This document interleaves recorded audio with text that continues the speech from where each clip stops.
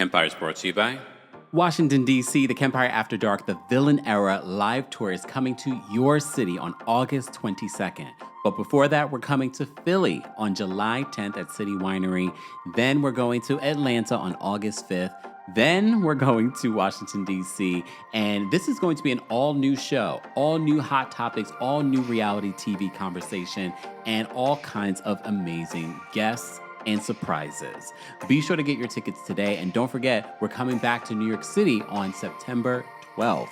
Go get your tickets. There's also a live stream option exclusively for the New York City show. More information will be available in the description. You're listening to Kempire here on the Kempire Radio Network. It's day 17 of the Sean Diddy Combs trial, and Diddy is being reprimanded by the judge for making facial expressions towards the jury. We also have to talk a little bit about the jury because there's one particular juror that doesn't seem to have a poker face. And Cassie Ventura's friend, who took the stand yesterday, is on the stand again today. Yesterday was pretty rough for her because a lot of people are not believing her, including maybe the jury.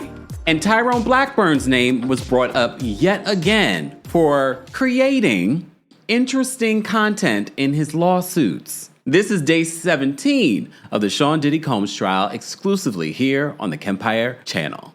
And don't forget, you can hear our Diddy trial updates along with additional content that we add sometimes to our Diddy updates and just on the podcast in general. Today, we literally dropped a Hot Topics episode. I talked about RHOA's ratings. I talked about Next Gen a little bit, NYC, that new show. And I talked about some other things, including Brian McKnight, the DDG, and Halle Bailey situation, all in one podcast episode this morning. So be sure to check out the Kempire podcast. And while you're there, don't forget to give us a 5-star rating on Apple Podcasts and on Spotify. I also talked about how I'm able to interact with you guys on Spotify.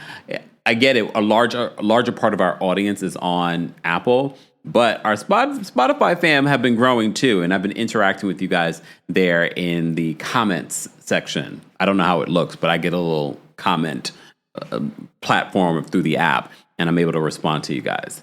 So be sure to check that out if you haven't already. And we got to take care of some admin stuff here, guys. Don't forget to check out our Kempire After Dark, the Villain Era live tour that's coming to Philadelphia first on July 10th. Okay, at City Winery. Then we'll be back at City Winery in Atlanta on August 5th.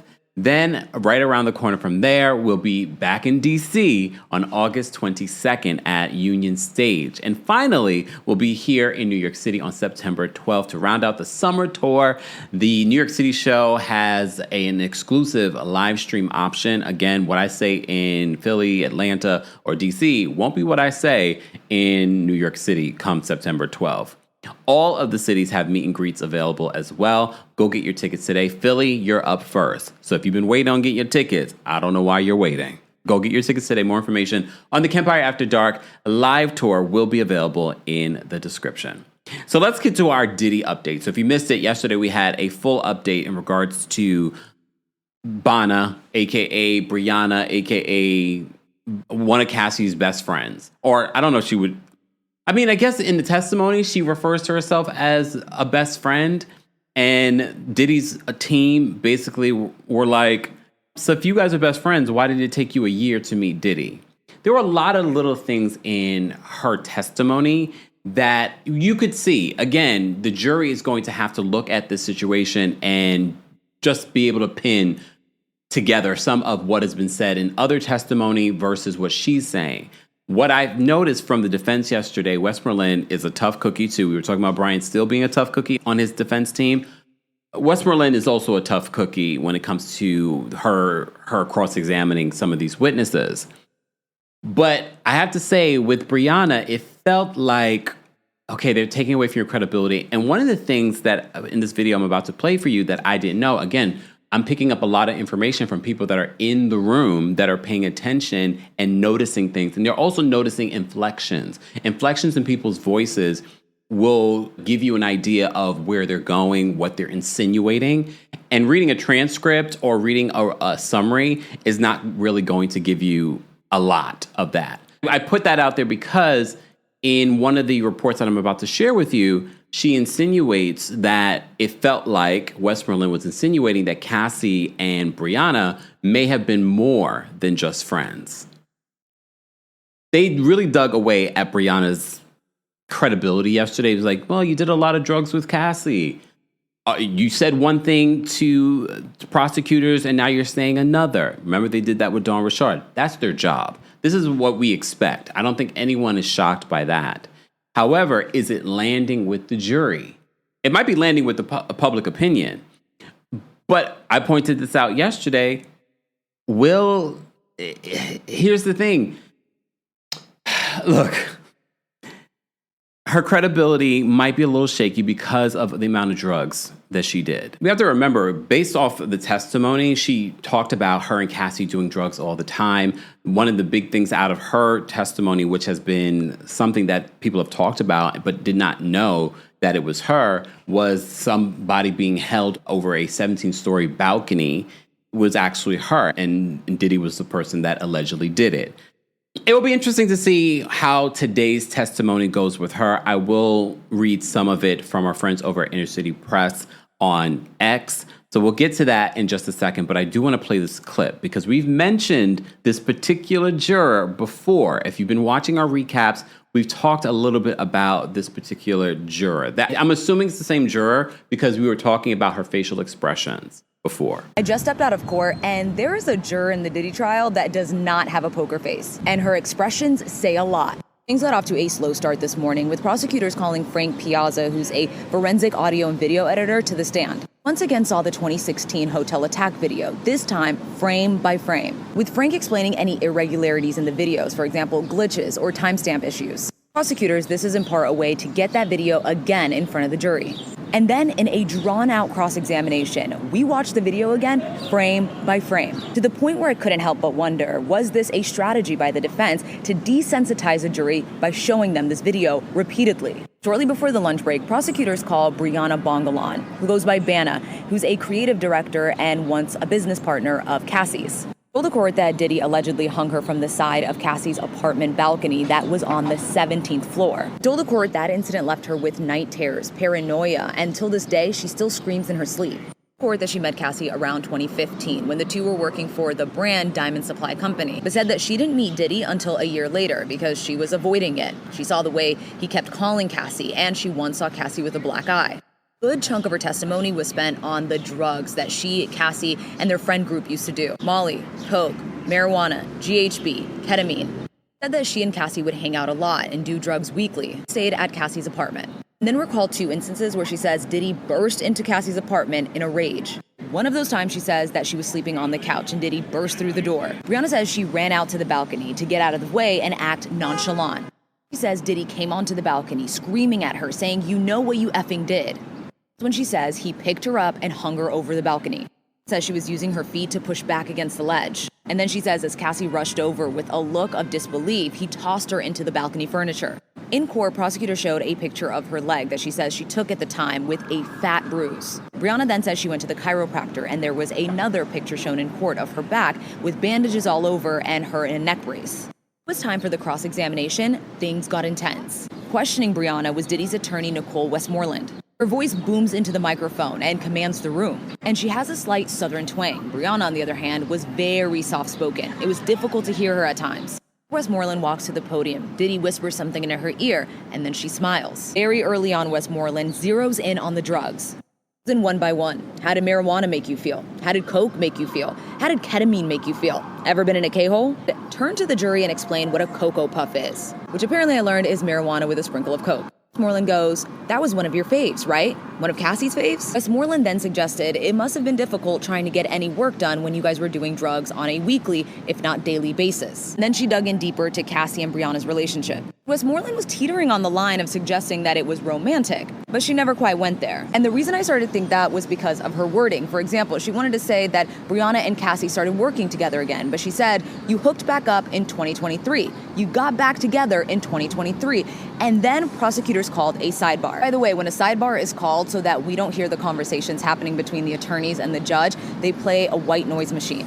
As Moreland came back, she said, "You started talking with Cassie in 2023. You started working with Cassie in 2023, changing her wording and emphasizing those words. The rest of Westmoreland's questioning was from right before Cassie filed her lawsuit all the way until present day. And that's because Brianna said on the stand today that she and Cassie are still close. In fact, Cassie texted her today. Brianna says that she didn't answer. Celebrity stylist Deontay Nash also, she said, texted her today and she didn't answer. Testified that Cassie called her shortly before filing her bombshell lawsuit, and in fact included Brianna in that lawsuit. And then Westmoreland said, you talked to Cassie about filing a lawsuit, and then you went and got yourself some lawyers to sue Mr. Combs. To which Brianna responded, I got a lawyer to seek justice. And then Westmoreland said, seeking justice is suing Mr. Combs? And I could see a juror in the second row just smirking. And that wasn't the only time. Throughout the cross-examination, I could see this juror making facial expressions. At one point, I saw her scoff, turn to the guy next to her, raise her eyebrows, and go. Another time, she makes eye contact with a juror in front of her, presses her lips, raises her eyebrows, and moves her head up. It looked like this. I'll go more in depth into the cross-examination in another video, so please stay tuned. And shout out to Mona. She's a journalist. I believe she's on Access Hollywood now. Or wait, is it Extra? I don't remember where she is now, but I know she's no longer working for a news outlet. Well, ABC News anymore.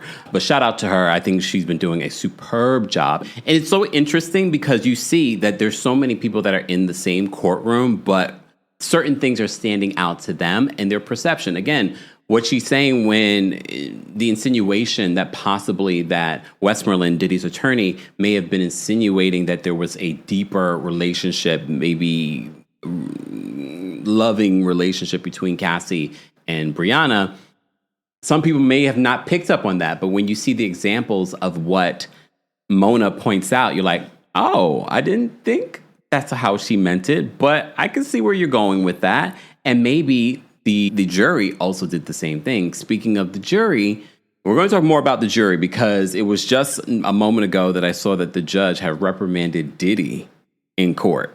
So that is really interesting for his facial expressions towards the jury, which the judge is not having that. He does not want Diddy influencing. This is why Diddy is still at Metropolitan Detention Center. They do not want him influencing anyone. And he has a history, allegedly, I'll say. The prosecution has accused him of this as their reasoning for keeping him behind bars for tampering with evidence and witnesses.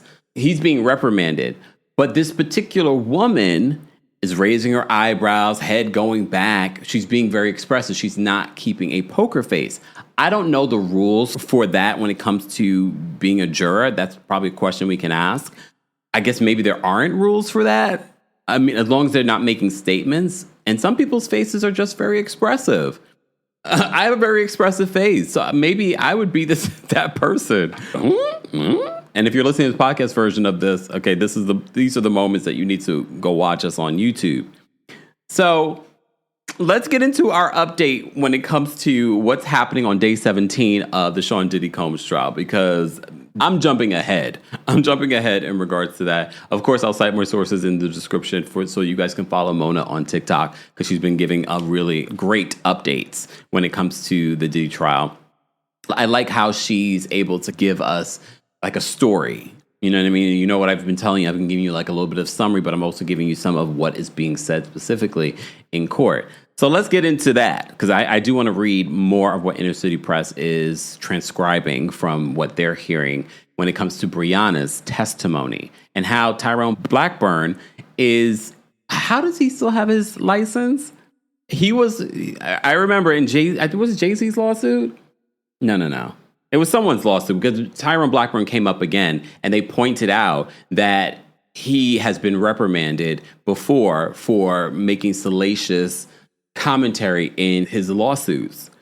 So the fact that Brianna in court under oath is saying that her attorney at the time, Tyrone Blackburn, was doing that. But basically, she's saying that he lied when talking about Diddy groped her breast. She was like, I never said that. My attorney said that.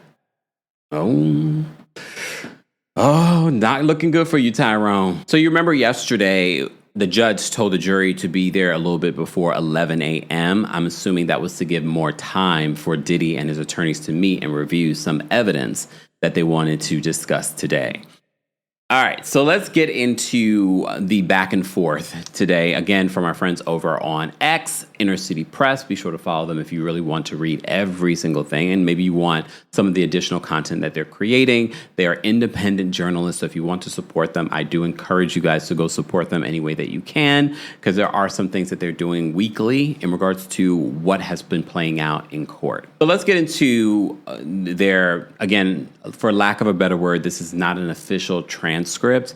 This is his notes as he's hearing it in court. So there are some errors in short form that he's using. So the judge says, bring in Miss Bogelin, then the jury. All rise. Jurors, we have lunch coming in for you. We're going to take a shorter break. Miss Westerlin, so Miss Westerlin, Diddy's attorney, says, what is this photo of? Bogelin says, drugs. You sent this photo to Cassie? Yes. Now, DX1287, what's this? Some type of drugs? How many types? I can't tell. You're still doing drugs with Cassie on May 31st of 2016, right? He says, yes. Just before this, Mr. Combs threatened your life. She says, yes. You weren't scared to continue dealing with Cassie? Bogelin says, I guess not. Westmoreland says, okay, so you said that Mr. Combs groped your breast. Objection, AUSA says. Judge says, ask again. Mr. Tyrone said, Mr. Tyrone Blackburn. Mr. Tyrone said Mr. Combs groped your breast. True? Some of the things he wrote were not true. Okay, was it about the groping not true? That's my question. You fired him and hired new civil lawyers, and they drafted a lawsuit. You reviewed it? To the best of my ability, she says. Look at this document. Only for the parties. Ma'am, isn't it true that your lawyer, Mr. Tyrone Blackburn, I don't know if she's saying Mr. Tyrone Blackburn in the court, but according to Inner City Press, he's saying Mr. Tyrone alleged for the first time SA, and although you knew it was untrue, you began repeating it. Bogelin says, can you rephrase that? Rephrase that? I guess she wants to be able to understand the question better. So look at this document. Only for the parties. Ma'am, isn't it true that your lawyer, Mr. Tyrone, alleged for the first time SA, and although you knew it was untrue, you began repeating it? She says, can you rephrase that? Mr. Tyrone alleged that Mr. Combs SA'd you, right? I can't speak for him. Okay. Westmoreland says, you speak for you. You kept repeating the lie about the grabbing your breast. Can you restate it? Bogelin says. She says, okay. She must be as confused as I am because, Brianna, I'm not understanding your responses. So Westmoreland says, you continued accusing Mr. Combs of SA even though you knew it wasn't true. Bogelin says, it's really hard to commit to the whole sentence. Oh, she's a terrible witness.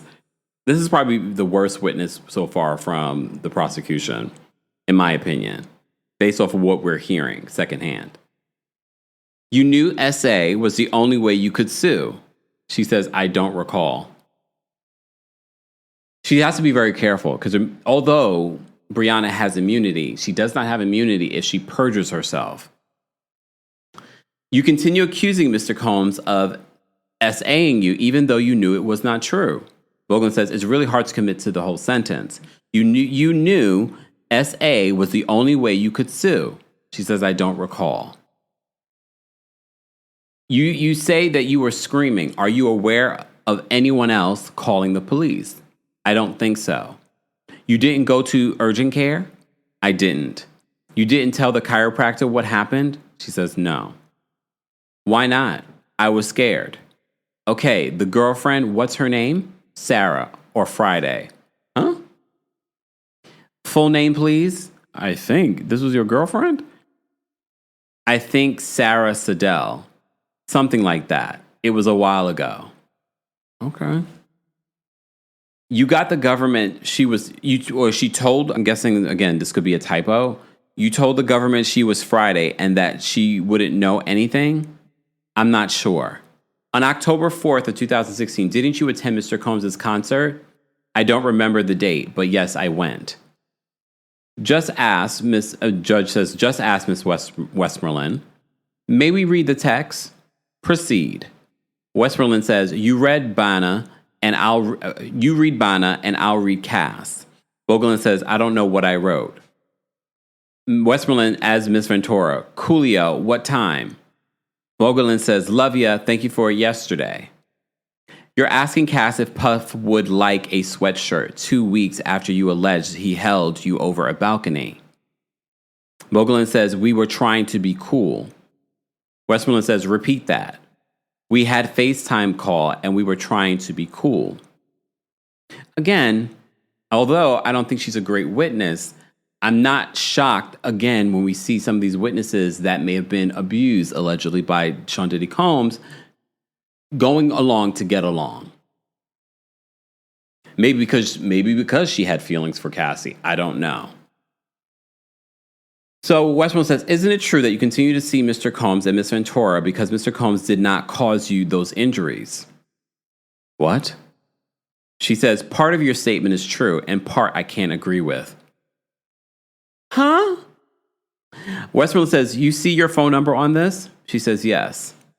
This text is from October of 15th, 2016 from Mr. Combs to you. She says, yes. Mr. Combs wrote, if you're going to do K with her, at least have her back. Do you remember receiving this? She says, yes. You remember that Bad Boy reunion tour. You started on it, but didn't complete it. Oh. Bogolan says, maybe 1 or 2. Westmoreland says, September 25th of 2016, the tour was at the Prudential Center in Newark, New Jersey. True? I'm not aware. Not so sure on the dates. Westmoreland says, he was on stage with Lil' Kim. I don't know. At the Harlem Salute to Achievement? Objection, AUSA says. Sidebar, the judge says. Okay. They have a sidebar.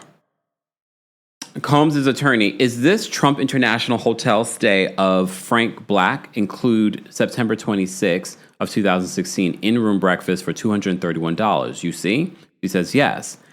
You agree one person can't be in 2 places at the same time. Hard to say. Hard to say? Okay.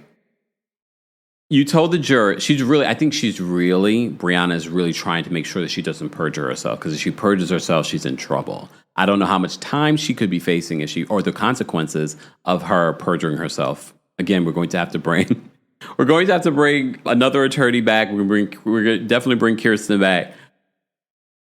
What are the penalties? Okay, Westmoreland says, you told the jurors Mr. Combs injured you in L.A. on September 26, 2016, correct? AUSA says, may we have a sidebar? Judge says, yes, you may. They have another sidebar.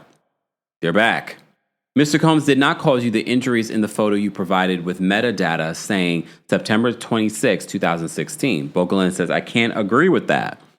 A person can't be in LA and New York at the same time. Bogolan says, my answer is the same.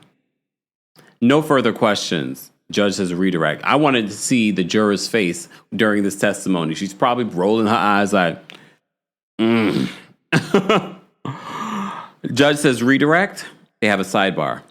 Now they're back. There's a lot of sidebars. AUSA Smizer says, did you ever review the notes taken at your interviews? Bogolan says, no. Did you give Cassie permission to put your name in her complaint? She says, no. After she filed, I hit her up to tell her of the mistakes. Tiffany wasn't there. When you filed your lawsuit, was it a report of the balcony the same or different from Cassie's? Bogolan says different. Is what you said today your best recollection? Bogolan says yes. AUSA says the demand letters of your first lawyer, did you write them? She says no. The demand letter that said Mr. Combs squeezed your breast so hard that you had bruises, had you said that? Bogolan says no, ma'am. AUSA says, do you demonstrate with hand motions? Please do. She does. He started at my armpit. Were they on your breast? She says yes. Okay, so now we're having a better understanding. So maybe when he lifted her up, that's when he touched her breast. And maybe Tyrone Blackburn maybe used exaggeration or inflammatory language when writing this up. But you also have to see what the AUSA has to do here. They're doing damage control in regards to what Westmoreland just did, because now she's looking like a liar. For lack of a better word to put it, and you guys let me know in the chat or in the comment section, this didn't look good for the prosecution, at least this particular witness that's also one of the victims. All right, let's continue with what else is happening in court. So AUSA says, do you yourself know the exact date of the balcony incident? She says no. Why not? It was a while ago. Any doubt Mr. Combs held you off the balcony? No doubt. Nothing further, AUSA says. Recross, the judge asked. Westmoreland says yes. Uh-oh. I was hoping she said no for Brianna's sake. In a follow-up interview with the government, you gave them pictures of your leg injury with metadata. True? I gave them pictures. When you sued Mr. Combs, you weren't rich. I was not. You saw this as a chance to make $10 million. True? Bogolan says the judge would review. Westmoreland says it means a lot. It means a lot to you to become a millionaire, and soon, right? Westmoreland is oof. Bogolan says no. I'm here for justice, meaning money. She says nothing further. Damn, I wish I was in a courtroom for this cross-examination. She's tough. I love a good lawyer. So the judge says, thank you, Ms. Bogolan. Is there an exhibit? Publish it. Combs' attorney, Shapiro, we object under Rule 106. Judge says, so after the break, jurors, there'll be food for you in there. All rise. I wonder if the food is good. But all right. So the judge says, so about these text message chains, AUS says, these are screenshots of messages between Ms. Ventura and Christina Courtroom. It first involved Ms. Ventura saying her phone was thrown off the balcony. Then about Ms. Bogolan. The defense wants more. AUSA says they want in Ms. Courtroom's message that he says that didn't happen, but that's self-serving hearsay with no exception. The judge says the allegedly completing statement are not admissible.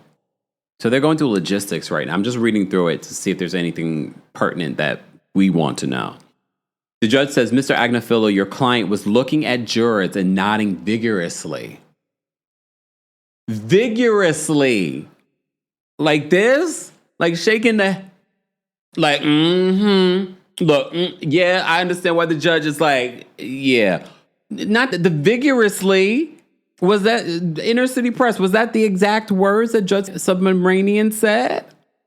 Your client was looking at jurors and nodding vigorously. This can't continue, or I will give a limiting instruction you won't like. Or other measures, including barring your client from the courtroom. Do you understand? Agnafilo says, yes. Well, when we get to our little summary from NBC News, apparently... the sketch artists are saying that he's been doing this since the beginning of trial. And we're just catching this? Did someone bring this to the judge's attention, or did the judge notice himself? Ooh. Look, ooh. All right, let me see. All right, so let's get to our summary. And then I'll get back if I feel like it's relevant enough to get back to some of what is happening in the court. But okay, we'll get back to that because I want to revisit what NBC News is reporting. So a reminder to what happened yesterday from our friends over at NBC News. I think it's important because there is so much information that is coming out from the day-to-day when it comes to this trial. So NBC News reminds us, they said Brianna Bogolan, a friend of Combs' former girlfriend, Cassie Ventura, testified yesterday about an alleged terrifying moment involving the music mogul in September of 2016. Bogolan said that she was sleeping on the couch at Ventura's 17th floor Los Angeles apartment when Combs banged on the door. She testified that she went out to the balcony to smoke marijuana, and Combs, who had gotten inside, came behind me and lifted me up and had me on the top of the rail. Combs allegedly held her for about 10 to 15 seconds, she said, and for a second, I thought I was going to fall. She said that Combs was yelling at her at the time and that she didn't know why. In another part of her testimony, Bogolan said that Combs allegedly told her something along the lines, I am the devil and I can unalive you. She testified that Combs had taken cocaine at the time he made the comments. How does she know that? I feel like there's something missing in her story about and again, and this is not making excuses for Sean Diddy Combs, but it feels like something is missing. Not to say that he wouldn't just go off the handle and just do something like that, but based off of Brianna's testimony, I feel like she might have a terrible relationship with the truth. And I hope for her that she's not proven a liar or proven that she's perjured herself. I hope not, because that's the last thing you want in a case like this. Brianna Bogelin, a friend of Cassie, will return to the witness stand today, which we just did, for more cross-examination. Afterward, a Combs accuser, who will go by the pseudonym Jane, is expected to begin multiple days of testimony. Jane, who was identified as victim 2 in the prosecution's indictment, was allegedly engaged in commercial sex acts as a result of force, fraud, and coercion. Okay, so hopefully this witness is more convincing and consistent with the information than Brianna. However, to give grace, when you're a victim, when you're recollecting things from years ago, that is hard. But some of what she said just was like, ooh, did not land well. At least not with me, and apparently that one juror. Combs closely watched the jury in court yesterday when they first took their seats and was attentive during testimony. Much of yesterday was spent looking at security footage and cell phone videos, and he peered at the monitor before him. One of the things that I wanted to also mention, because Sunny Hostin from The View was also in court. Diddy, and I told you this, if you've been following our coverage since the beginning, and based off of people that were in the courtroom, they said that Diddy literally looked at the media outlets that were there and looked them all in the eyes. Sunny, who knows Diddy, said that he looked at her too. I love Sunny Hostin. I think she's one of those legal minds that I like hearing her perspective. They did the View podcast, and she talked a little bit about her perspective on this case. She didn't say anything that we haven't been saying and what we said with Kirsten, but I enjoy hearing different perspectives. I think she agrees that it's still too soon to say anything. It's 50-50 at this particular point on how this could turn out for Sean Diddy Combs. So part of me is just, oof, I feel for his victims, because without a doubt, he has victims. Have they proven their case of RICO charges and S trafficking? That's a whole other conversation. That we're not debating that he has victims that have been abused. So I fear for how they're going to feel if he does end up walking. I mean, even if he does end up walking, he's facing a lot of legal ramifications. I don't know what the statute of limitations are for some of these victims. I already know with Cassie, I think based off our conversation with Kirsten, it might have passed when it comes to that 2016 incident. All right, so jurors entered the court and witness Brianna Bogelin returned to the stand for continued cross-examination by defense lawyer Nicole Westmoreland. With the late start this morning, the U.S. District Judge reminded jurors that the lunch break will come later than usual and will be shorter. Brianna Bogelin testified that she continues to do drugs and associate with Cassie Ventura even after when she says that she was threatened by Combs. When asked if she was scared, Bogelin responded, "I guess not." Combs' lawyers continued the same strategy as yesterday, calling into question Bogelin's memories of the alleged 2016 dangling incident. When defense attorney Nicole Westmoreland pointed out that she had previously said that Cassie Ventura witnessed the incident, Bogelin responded with, "I don't recall." Bogelin also said that she suffered from nightmares from the incident even as recently as a few days ago. Brianna Bogelin said that some of the allegations made by her then lawyer, Tyrone Blackburn, against Combs were incorrect, including a claim that he grabbed her breast so hard that he left bruises. Bogelin said that she did not remember all the claims made by Blackburn, but told defense lawyer Nicole Westmoreland that some of them were incorrect. Bogelin was asked about a lawsuit her lawyers filed claiming that she was SA'd by Combs. She said that she was aware of the claim. When asked if she thought that the only way to file a lawsuit was to say that Combs had SA'd her, Bogelin says, "I don't recall." Combs's defense returned to a common refrain of cross-examination, reminding witnesses they kept socializing with him even after claiming they'd been victimized by the music mogul. Bogelin admitted to defense lawyer Westmoreland that she shared a blunt with Combs following the alleged balcony incident. But Bogelin insisted she was trying to maintain some distance with Combs. Bogelin testified that she returned to Cassie Ventura's apartment within 2 weeks of Combs' allegedly dangling over a balcony edge. Ventura invited Bogelin back to her place for an overnight stay of drinking, smoking, and cooking, a text message chain showed. So this is part of the reason why I'm reading the summary, because some of what we're getting in the transcript from Inner City Press don't have some of these elements. Bogelin admitted that she said yes and returned to the scene of Combs' alleged assault on her. The defense cross-examination seems to either dispute or minimize the alleged dangling incident by showing Bogelin did not appear worried about returning to the locale.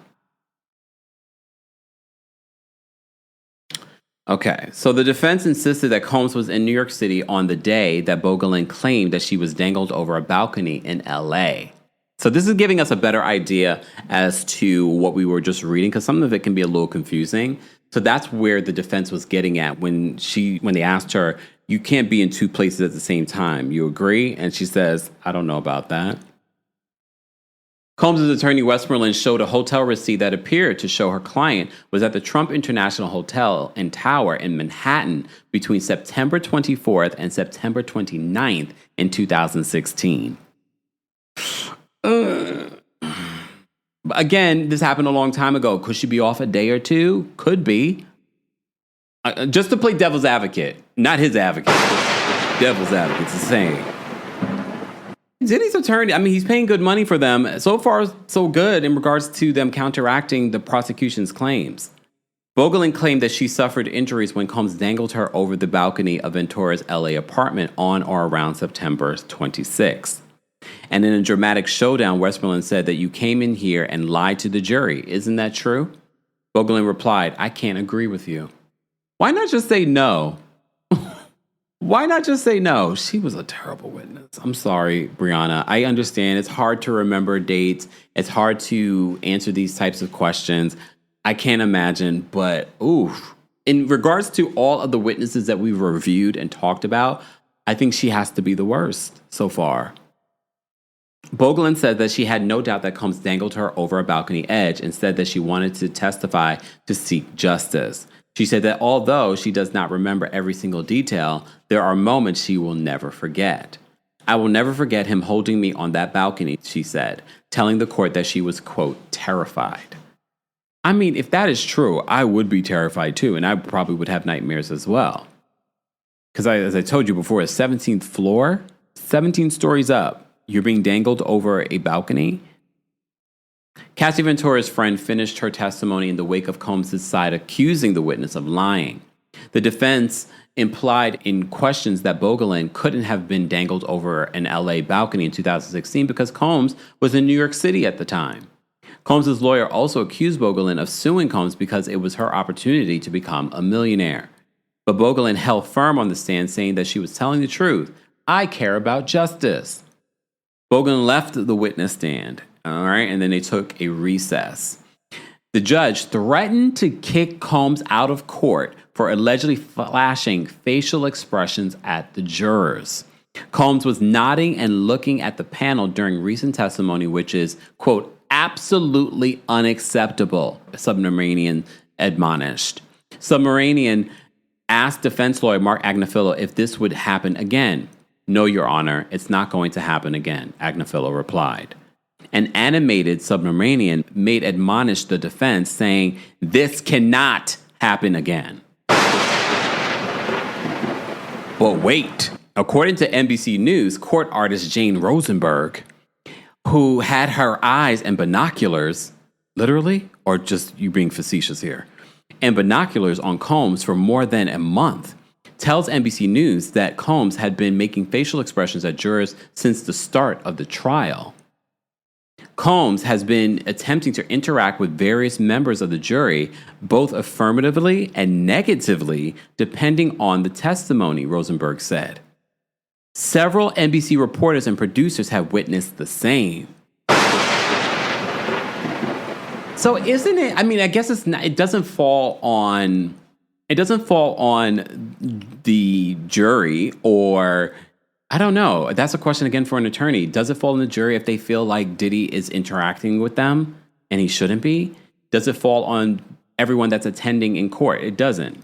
I don't know. When you attend court, you don't have any, besides the rules of being in court, following those rules. But do you have to report to the judge or to the prosecution what Diddy's doing?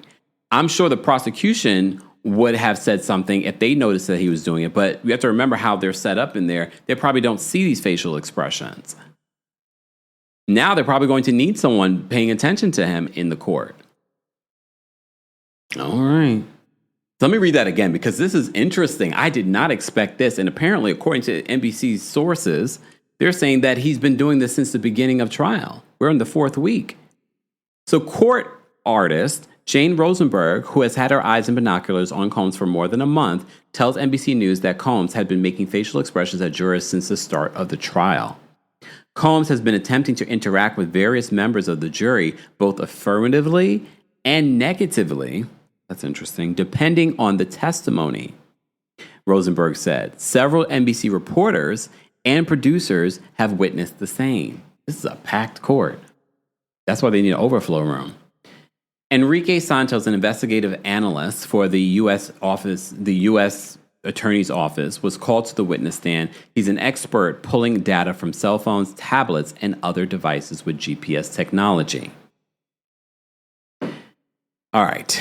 I'm not going to get into the transcribing of his testimony. I'd much rather get into, just because he's an expert, I think you do not want to be bored with the details of some of that. Again, this will end up being, and I've noticed when I've uploaded hour-long videos, that's when I start seeing tech issues. So I am trying to keep these under an hour, if at all possible. Maybe I'll start breaking them up. I don't want to have to do that because I'm sure you're only coming here for a summary.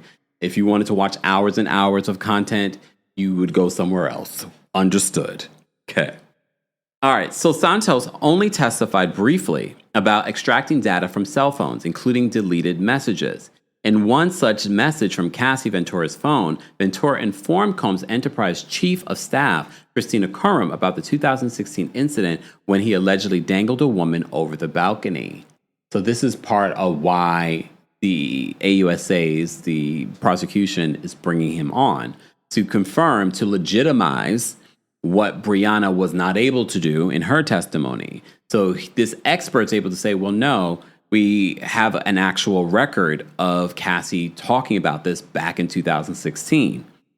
Ventura implied that she didn't witness the alleged attack, but seemed to believe it really happened. This is crazy, Ventura wrote, according to the text messages, admitted through Santos. I have to stay away. The text message could bolster Bogolin's testimony and help prosecutors push more of the case away from Combs personally and closer to his company and the possible act of racketeering. That is what they have to do. Because we have to remember, Bogolin was not just Cassie's friend, she was working with Cassie. And working with Cassie is working with Diddy. The government has called the witness testifying under pseudonym Jane to the stand. So we'll get into her testimony because I think that will be important. The judge told the jury that they will know her real name, but it will not be mentioned publicly to protect her privacy. That does not give her greater or lesser weight of any other witnesses, Submarinian told the jury. She wore a brown suit and a blouse to court. All right, so this recap might be a little bit longer than an hour just because Jane has taken the stand. And there's a lot that we need to probably unpack in regards to what Inner City Press is reporting, okay? So Jane takes the stand. Inner City Press is not describing her physical appearance because, again, she's under the pseudonym Jane. She would like to protect her identity.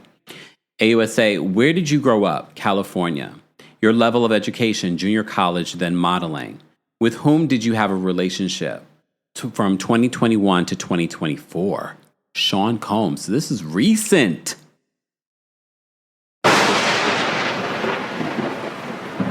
AUSA says, what did you call him? Sean, baby. Ernie? Ernie? Oh, okay, fine. Why Ernie? Why Ernie?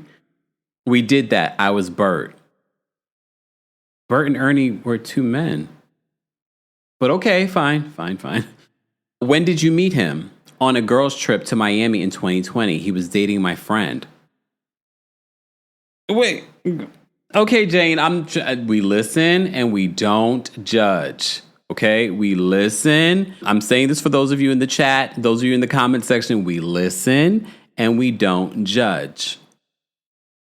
So she met Diddy on a girls' trip in Miami in 2020. He was dating my friend. He was really funny and nice. We went on a yacht partying. Jane says he gave me his cell phone number. Comey says, did you see drugs? Yes, the first night. One of my friends said that she wanted drugs, I guess. I don't want you to guess. Where did you go? The studio in 2-star. A man pulled out pink powder. Oh, this is where the pink powder came from. My girlfriend was upset. She thought I was getting with Sean, so we left abruptly. Oh. The next day? Drinks by the pool, then movie night in the theater in his residence. He texts me, I'd like to take you out. I replied that I felt complicated. Yeah, your friend was right. Where were you living then? The East Coast. Did Mr. Combs contact you? Yes, he was flirtatious. He invited me to Miami. Read these texts, not shown in the gallery. What does he say? He says, call me Ernie. Oh, so this is when it started? Who was pursuing who? He was pursuing me. But I was being considerate of my girlfriend. But she got engaged and moved overseas. So I felt I could do this Sean thing. For those of you girl code, she's breaking all kinds of girl code, ladies. Yeah, yes, clearly. Just because she moved overseas and she moved on doesn't mean that she wants you to be hugged up with someone that she was dating. But okay. AUSA says, had she been seeing Sean and her fiance at the same time? Oh, Jane says yes. So her friend was... Okay. Diddy was seeing how many people? I don't know who Jane is, but I think there was an overlap. I don't think. There was an overlap with Young Miami, too. So a lot of people are wondering if Young Miami is going to testify. I don't know about that. Her name has not come up at all. So then there's that. So I went to Miami in January of 2021. He got me a hotel room. Comey asked, AUSA Comey, where did you have your first date? The hotel balcony. How long did your first date last? 5 days. What did you tell him about your past? I dated someone he knew. Uh-oh. Also, my child's father didn't get along with Sean. He said that he didn't mind. How many children do you have? 1. What did Sean say about his relationship? Only my friend. He said it wasn't a real relationship. Okay. He's lying, probably, but okay. What did you do? We made a lot of love. We walked on the beach. Later, we went on a proper first date, dressed up, a restaurant. I was head over heels. How did you stay in contact? Text. Did you travel with him? Turks and Caicos. I was excited. I'd never been to Turks. Okay, wait a minute. Because depending on how this is playing out, we're now abroad. Remember the S trafficking of it all. The locations. This is why they're possibly bringing up the locations. Who else went in February of 2021? Christina Curran, the chef, the butler. At one point, a barber. How long did you stay? 9 days in Turks, 6 days in Bahamas. Shout out to everyone in the Turks and the Bahamas. We're going to play a video not shown in the gallery, loud music. I took the video, Jane said. What do you see? The villa, the vibe. What did you tell Sean? That I was a single mother. On social media, I called myself a content creator. What was your work? Advertising brands on my social media. What did he give you? A love bracelet. He said that he'd give me money because he'd taken me many days away. I really appreciated that. How much? $10,000. See, here's the thing. Even if you're dating someone, this is like new, and I get this might be different for people. Women, you'll chime in. I don't know if I would be immediately taking money from Diddy if we just went on a date. Because to me, it would just feel like I was taking advantage of you in regards to, like, I'm only with you because of your Diddy and you're giving me money. But I also understand the business side of it. You're taking me away for X amount of days, and normally I would be working. But that's my choice. I could easily say to you, I got to go to work. And then he says, well, I'll pay you. What do you make? Then I don't know. I just feel like you're giving me $10,000. We've only known each other a couple of weeks. Okay. Comey says, what drugs have you used before? Ecstasy twice, 2014 and 2015. You used it in the Turks? Who suggested it? Sean, she says, like 10 times in the pool. He gave me a pill, said it would be more fun. I was walking down the beach with him and I fell. Jane says, I think I was screaming too. They put me in the shower. KK did. If Christina Curran does not testify, I need an attorney to explain to me how KK can be mentioned so many times and she does not end up testifying. I need to understand logistically how that could possibly work, because I'm not saying that's impossible. But maybe it is impossible for her name to come up so many times and we go through these next few weeks and she never testifies. So she says, I think I was screaming too. They put me in the shower. KK did. Did you take another ecstasy pill? Yes, but a smaller dose. It made me feel relaxed, euphoric, sexual. It enhanced touch and sense. It made me feel more loving and flirtatious. Is ecstasy still like one of those drugs that people are apparently, because they're talking about taking this thing like, didn't everyone get the memo that it puts holes in your brain? But okay. Did I just make that up? No. I remember them telling us that. I was like, I don't want no holes in my brain. But okay. Jane says, I think I was screaming too, blah, blah, blah. Let me move on. So she took a smaller dose. Comey, AUSA Comey says, what about coming down from ecstasy? Jane says, it was like your mind was readjusting, coming down from a high. You're just tired. See, that alone, this is why I don't take Benadryl. Okay, Kempire, this is not about you. But this is why I don't take Benadryl, because I remember the one time I took it, the next day I felt so groggy. I said, I will never take Benadryl again. Unless I really have to. But I never did. I haven't taken it since. That was years ago, like 20 years ago. I've digressed. Let me focus. Okay, focus. All right. What about coming down from ecstasy? She says it was like your mind was readjusting, coming down from a high. You're just tired. In the Bahamas, did you continue taking drugs? She says, yes, ecstasy. Sean gave it to me. So he was getting people hooked, allegedly. How much did he wire you? $10,000. We started using the L word. Okay, did he wire her the money from a business account or his personal account? I mean, these are just questions I have. We started using the L word. They were just talking for like the last, I guess after you're on that X, you're like, I love you. Woo, woo, woo. He told me he was seeing multiple women. I was okay with it. Why? I liked him. Did you have the sense that you had the option of a monogamous relationship? She says no. Till when did you continue dating Sean? Until his arrest. Wait, wait a minute. So you were still in a relationship when he was arrested? All right, this is interesting. Any breaks? She said 2, the second in October of 2023 for 4 months. When did you get back together? February of 2024. How public were you? It was private. Did you post about your relationship with Sean on your social media? Only once. Where did you move? From the East Coast to LA. He gave me $6,000 for a moving trip. In 2021, February to May, how often did you see him? Every other week. So she was like the new Cassie, basically. All right. As I said before, for those that are just joining us, don't forget to like this video. Don't forget to share this video. Don't forget to subscribe. It is a subscribers-only live chat. And don't forget the Kempire After Dark, the villain era. Summer tour is coming to Philadelphia on July 10th. Then I'll be in Atlanta on August 5th. Then I'll be in DC on August 22nd. And then I will be in New York City on September 12th. All shows have meet and greets available, except the New York City show has a meet and greet, but also live stream option. So if you would like to see the show and you're not coming to the show, but you still want to be a part, you can get a live stream for the New York City show. All ticket information will be available in the description. Go get your tickets today.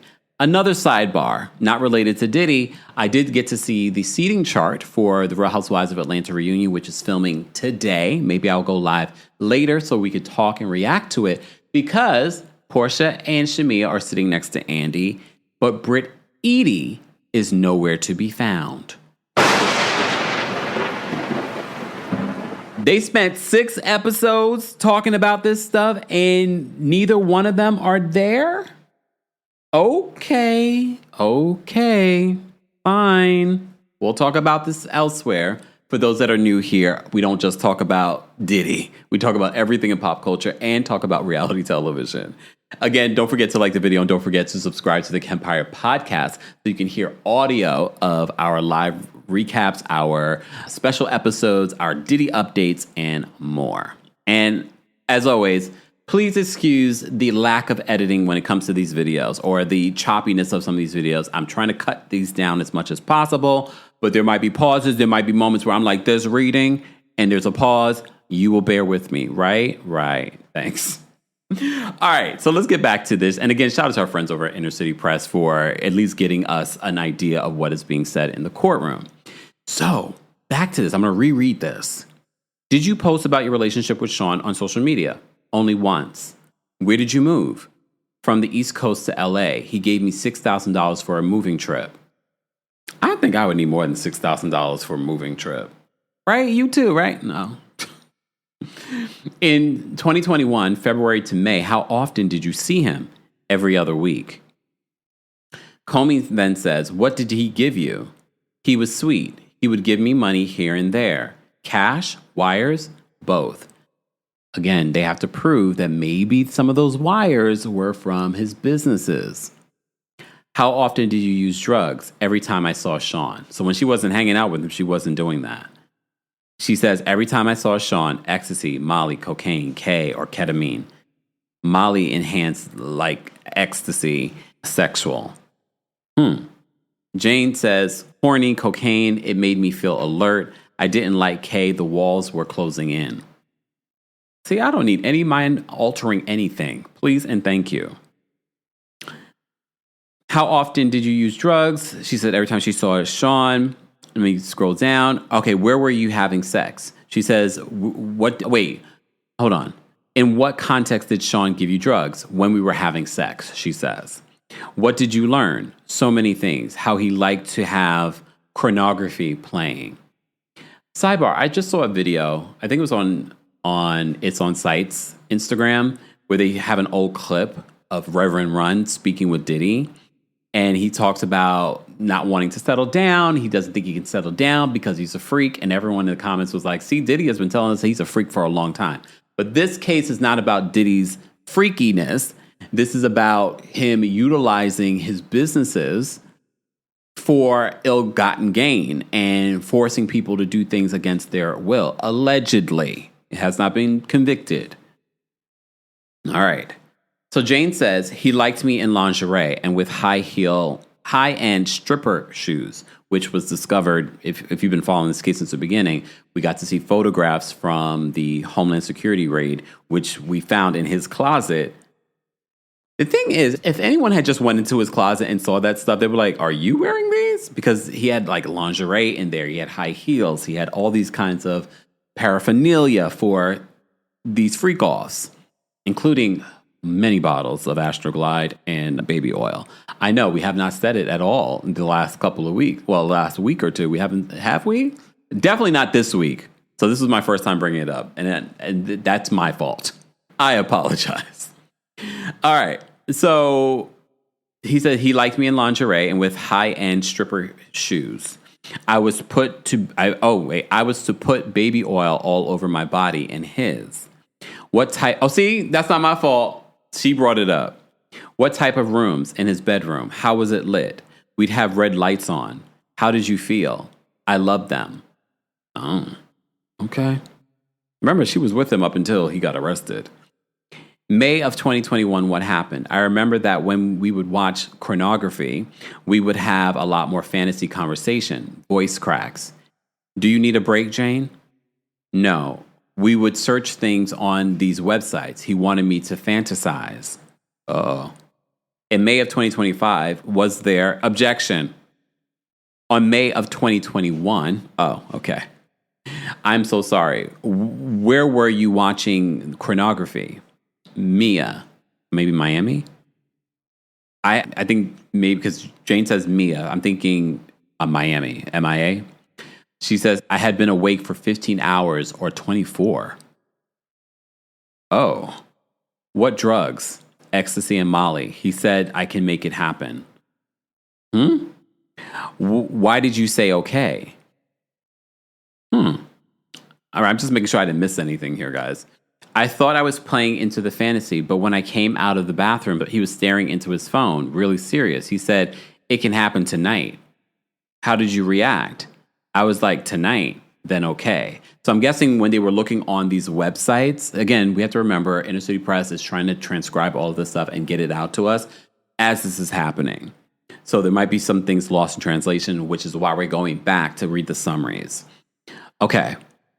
So why did you say okay? She says, I thought I was playing into the fantasy, but when I came out of the bathroom, he was staring into his phone, really serious. He said, it can happen tonight. How did you react? I was like, tonight? Then okay. She says, then we were in a hotel. I saw the assistant setting up the room. The lights were already red. Do you remember which assistants? Jane says, I don't. He said, there's someone coming. He knows the guy. I was super nervous listening in. So, wait a minute. Because remember, a lot of this was put on Cassie to make these arrangements, to make it seem as if she wanted to do this. She made all of these appointments. But I believe, don't quote me on this, Cassie did say that sometimes Diddy would make these arrangements himself. It seems as if he did here, or at least had one of his assistants do it. But if he had one of his assistants do it, then it goes back to creating this picture of an enterprise, the RICO charges that he's facing. Okay. Jane says, then there was a hotel. I saw the assistant setting up the room. The lights were already red. He's not going to get away from these devil accusations. Who do you think this guy was? The fantasy guy, Jane said. What do you think would start happening? Sexual things between me and the fantasy guy. He arrives and they are talking. It was a regular hotel room or a suite? She says a suite. What did you do? I said hello to everyone. I saw Don. Who is Don? One of the entertainers. Published the photo. AUSA published the photo to the jury, not shown in the gallery. No personal information on it. Presumably, Jules was shown and the bookseller. Okay. The bookseller? I think he's referring to the Punisher, maybe? That's what he's referring to? Okay, Comey says, what next? Jane says, I was on the couch with my robe on. My legs were crossed. I was nervous. What happened next? Sean said to stand up. I did and started to dance to get my nerve up. What was Don wearing? His underwear. What was Sean doing? Touching himself. Was he... If he's touching himself, they use that word, okay? Jane says yes. Was he talking? What was he saying? Being encouraging and sweet. I was ready to speed things up a bit. What do you mean? Get it done. She starts to sob, according to Inner City. Okay, so I'm waiting for Inner City Press to refresh in regards to the transcript. So I just want to go to the summary really quickly in regards to what Jane is saying. All right, so they report that she's been called to the stand. The government has called the witness testifying under the pseudonym Jane to the stand. The judge told the jury that they will know her real name, but it will not be mentioned publicly to protect her privacy. Okay? When Jane first met and flirted with Combs, they came up with code names for each other. So they're referring to it as code names, not just lovingly names. We exchanged numbers, she said, and that's when we said that we should have a nickname. He said Bert, and I said Ernie. A text message exchange between the two was later introduced where they said, "Hi, Bert. Hi, Ernie." Bert and Ernie are, of course, best friends from Sesame Street. Best friends. Sorry. All right. Jane testified that Combs gave a pink powdery substance to a group of girls during a Miami trip in 2020. One of the girls requested drugs and somebody brought the drugs. Jane said that she then walked with Combs to a studio where they encountered another man and saw the drugs. Jane said that she asked if the drugs were safe. And I remember both of them looking at me like, just gave me this look like, yeah, this is the best. Jane said that Combs took the pink powder back to the pool and gave it to the girls. The witness recalled a 5-day first date with Combs in Miami in early 2021 as she fell, quote, head over heels for the music mogul. Lots of love, made love. It was just amazing, she said Jane. I remember it was like morning time and we just decided to go for a walk on the beach. Sidebar, because she literally dated him up until he was arrested. The defense has already told who these witnesses are. We are being told who these witnesses are or pseudonyms of these witnesses. They're unsealing this information to the public little by little. I'm wondering what Diddy thought when her name came across the defense desk that she was testifying. I wonder what he was thinking or feeling during that moment. Or does he have any feelings? Because this type of behavior comes from an individual that's questionable. Jane testified to using drugs with Combs while on a trip to Turks and Caicos in February of 2021. It was their first trip together in celebration on her birthday. We were at the pool and he said, "Here, take this." And I took the whole pill. I was walking down the beach with him and it just hit me and I fell to the sand, she testified.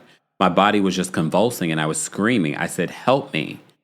Oh, because remember Q from day 26 took a pill that he thought that he received from Dawn Richard, but he thought it was ecstasy. He later said that it was allegedly a horse tranquilizer. I wonder if it really wasn't an ecstasy pill. Or maybe it's some sort of something else. It's not ecstasy, it's something else. She said that Combs took her back to the shower to calm her down. I started to subside after that. We were taking it every day, and I would take small doses, Sean decided. Lord have mercy. She said that he gave her ecstasy. It made me feel relaxed, euphoric, sexual, even more loving. It lasted about 12 hours.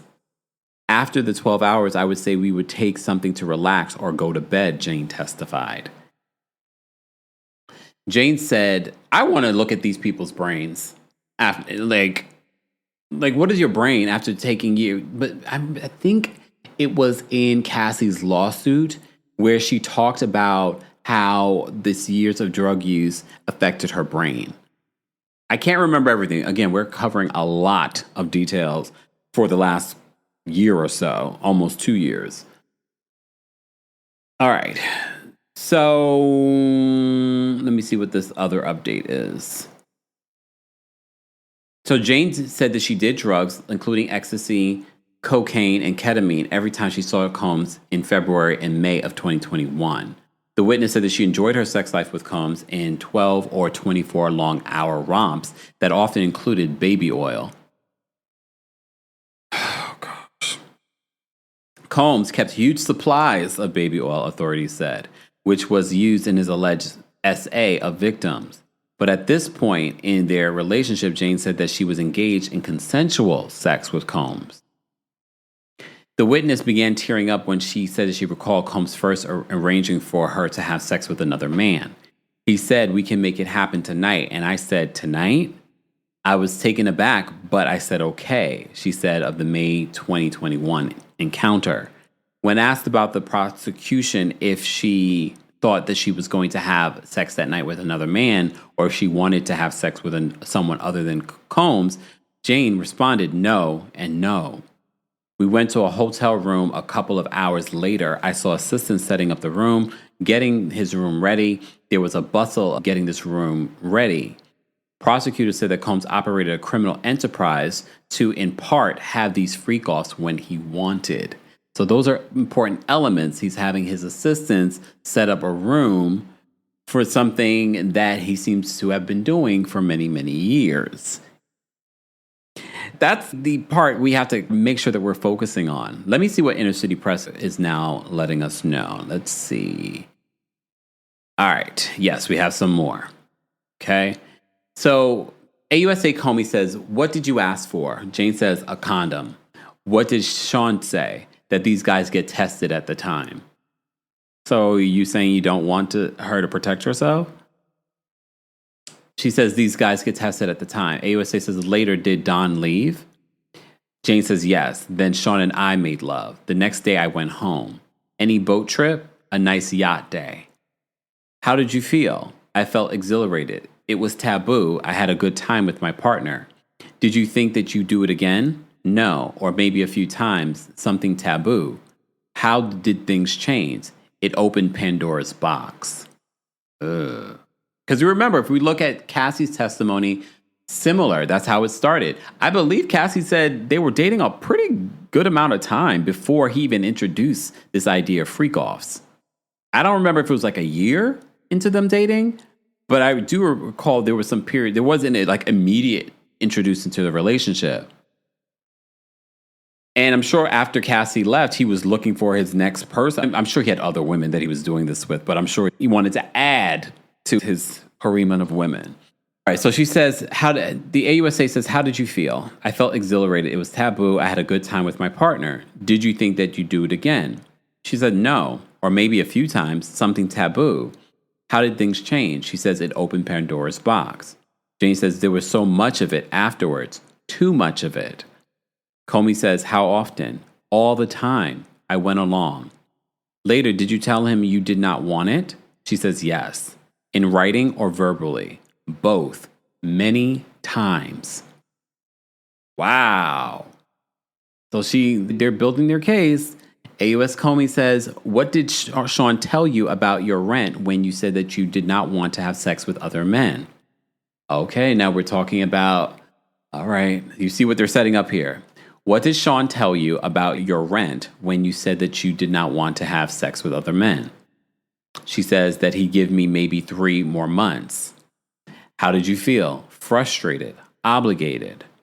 AUS says, obligated to do what? Defense says, objection, sidebar. They take a sidebar. I'm keeping my fourth wall in. I had to pause this live recording because there was a lot of breaking news related to Real Housewives of Atlanta. Kenya Moore issued a statement in regards to not being part of the reunion. Britt Edie is not at the reunion. She skipped the reunion, apparently. I might have to do a separate live later this evening, but stay tuned. I'm going to get back into this because Jane is testifying. Victim number 2, I believe. Yes, victim number 2. So, Inner City Press reports this. He said, Jane says, I was always put together. Okay, let me go back. In regards to how often they would have these freak-offs, or no, AUSA says, how often did you see Diddy? Jane says, often. Every time you'd see him, did you have hotel nights? She says, yes. Even though we'd spend a day or two together after, it all felt like a hotel night. Oh. Who decided when? Sean, on short notice. I always had childcare ready. Oh my gosh.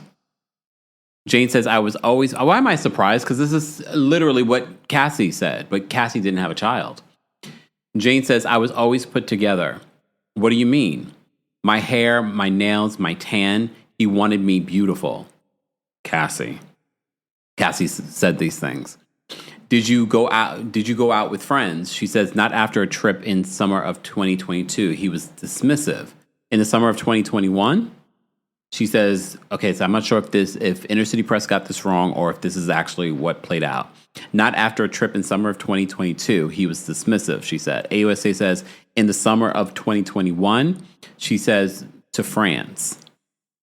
Jane says, I went to the south of France with my friends. He was angry in the voice notes. Comey says, who did he want you to look? Wait, who did he want you to look? He said, I guess maybe they said, how did he want you to look? Jane says, straight hair, ponytail, when we had sex. He wanted me to pierce. He wanted me to pierce? Where? Oh, she says, her nipples. She says, my nipples. We'll talk about that, AUSA says. Between 2021 and the break in 2023, how much money did you make and how? Jane says social media posts, but that went down because my presence went down. I was focused on Sean. He would give me money here and there. How much at one time? $20,000.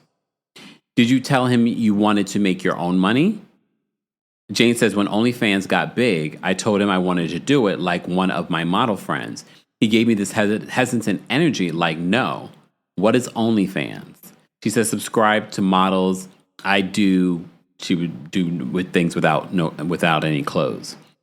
But no sex acts? The AUSA says, she says, right, but he didn't approve. Why did you feel you needed his approval? I felt that he was my boyfriend. So AUSA says, sealed exhibit. What is this? Jane says, my lease, April 4th of 2023. Comey then asks, how much was the rent each month? $10,000 for rent? Oh, damn. Sean said, let's do a love contract. It was a flirty thing. He asked, how much allowance did I want going forward? I said 15. He said 10,000? AUSA asked. Yes, I wanted a beautiful home for balance. But hold on. If your rent was 10,000 and you asked for 5,000, he said 10,000? Diddy been cheap for forever. I don't know why I'm shocked, but damn. She says, I wanted a beautiful home for balance. She then said, AUSA says, what's this? A wire transfer to pay your rent? Yes. Who got you plane tickets to fly to the hotel night? His travel agent, Jess, or KK, his chief of staff. Comey then says, what were the hotel suites like? Red lights, sheets everywhere for excessive use of baby oil. Oh, God. How many bottles? Objection. Judge says sustained. Per hotel night, 24 bottles or more. Why so much? Why so much baby oil? I hope we get to the bottom of that. Not the bottom of baby oil, but the bottom of why so much baby oil. Comey then says, this night exhibit not shown to gallery. Where was the hotel night? In my apartment. What did you wear during these hotel nights? Lingerie, high stripper shoes. What would you and other man do first? Objection. Rephrase. Okay. Who would you greet? The entertainer. I was on drugs. Sean told me to touch myself, then sex. Comey then says, forgive me for asking, but oral or intercourse? She says oral. Later, I would be with Sean. Would you clean up what's the word? I have to get magical with our words here. Who would clean up the finalization of the strippers or the S-workers release? There we go. Release. All right. Got to get creative. All right. So they said, I already lost my place in here. Would you clean up the release? She says no. Oh, God, you left this for the assistants? Comey says, how long were the hotel nights? Jane says 20 or 30 hours. Wow. AUSA says we could break here. Judge says, jurors, we may start staying later. Uh-oh. Do not speak with each other about the case. All rise. I'm gone. So the jurors are gone. We're not going to continue here. Let me get to the updates that we got from NBC News, okay?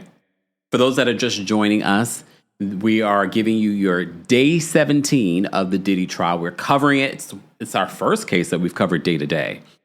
But it feels like we have to. This is not a story that we've been following. Diddy has been a part of our lives for the last 30 years. So this is important for us to talk about and cover. We are also covering this on the Kempire podcast. Subscribe today to that. Shout out to our new Spotify fam that's growing. And literally was just responding to a comment where people are saying, I'm so glad you're on Spotify. We're on Spotify, but we're also on Apple. We also have a Club Kempire podcast subscription. That's a paid subscription on Apple. You can access that via the app or via the website if you don't have an iPhone, okay, or Apple device. So let's get into what our little summary is, because like I said, I feel like it gives us context to what we were just reading. So we went through that part. So Jane said that she did drugs, including ecstasy, cocaine, and ketamine every time she saw Combs.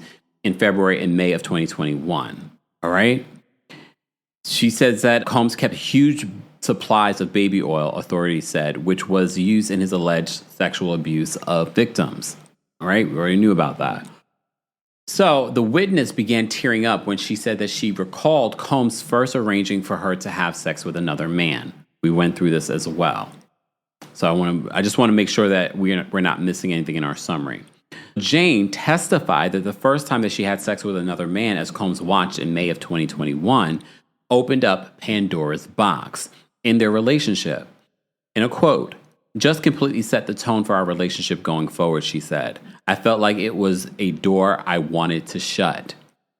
She said that Diddy immediately began requesting more of the freak-offs. What's happening here and why her testimony is important is because she's literally mirroring what Cassie said in her own lawsuit and what Cassie testified on the stand. I'm interested to see the cross-examination and the approach that they will take with her, because I think they were very particular with how they spoke with Cassie, because she was a pregnant woman on the stand. She's also a victim. So they were very conscious of that. But it will be interesting, because this particular person, I believe, is not pregnant, how they're going to handle this. Because they literally said that you were with Sean Diddy Combs up until he was recently arrested.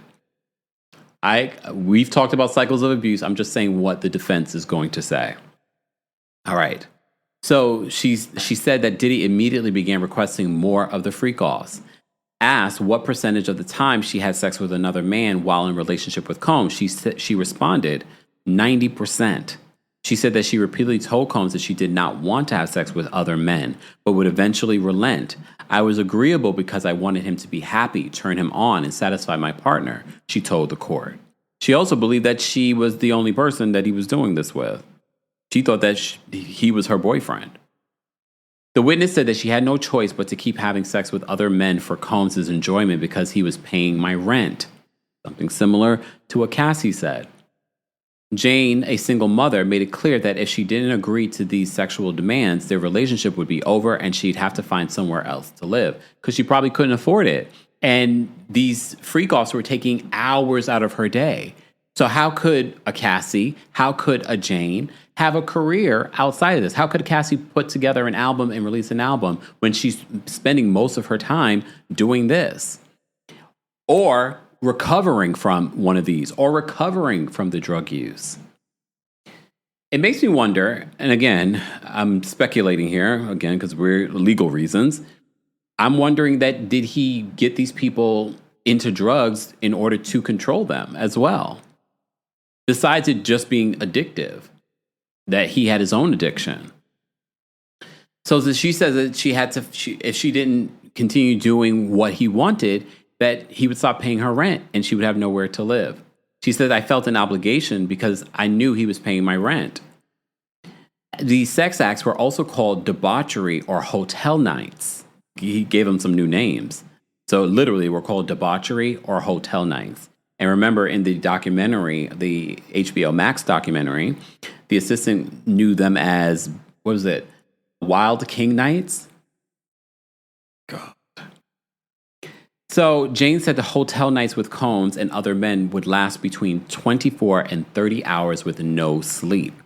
Witnesses gave very graphic, detailed testimony about, the witness gave very graphic and detailed testimony about her exact role in these hour-long sex sessions and direction that she received from Combs. So we're going to wrap this up here. Again, if I have additional content or context that I want to add, I will probably add it to the podcast to kind of keep everything on a day-to-day basis. However, I'm always going to remind you and refresh your memory on anything that might be relevant or related or adds context to day 18 or day 30, whatever it may be.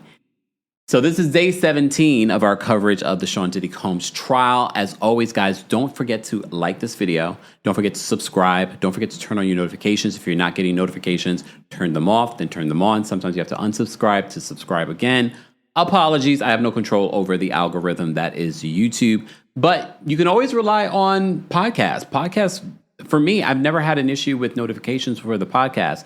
So subscribe today. Head on over to the Kempire Podcast. Subscribe on Apple Podcasts or on Spotify or wherever you get your podcasts. And that's where, again, I'm adding additional content. But we don't just talk about Diddy over here. We talk about everything in pop culture. Today, we dropped a special episode giving you some hot topics from Brian McKnight to DDG and Halle Bailey to talking about Real Housewives of Atlanta. And you never know, if I have time, I will definitely be dropping some more over the weekend. Tomorrow, your Diddy update will be late. I will be taking the day, during the day, to meditate, relax. I will be on a retreat. Okay. So your Diddy update will be late. I can't promise that it will even come out tomorrow. It might come out Saturday. Sorry. Okay. We'll see how much, because after a retreat, I might be like, ooh, don't care about Diddy, don't care about updating anybody on anything. And also, thank you for listening to our podcast, fam. Thanks for tuning in to Kempire here on the Kempire Radio Network. As always, you can hear Kempire on Apple Podcasts and on Spotify or wherever you get your podcasts. More information can be found on KempireRadio.com.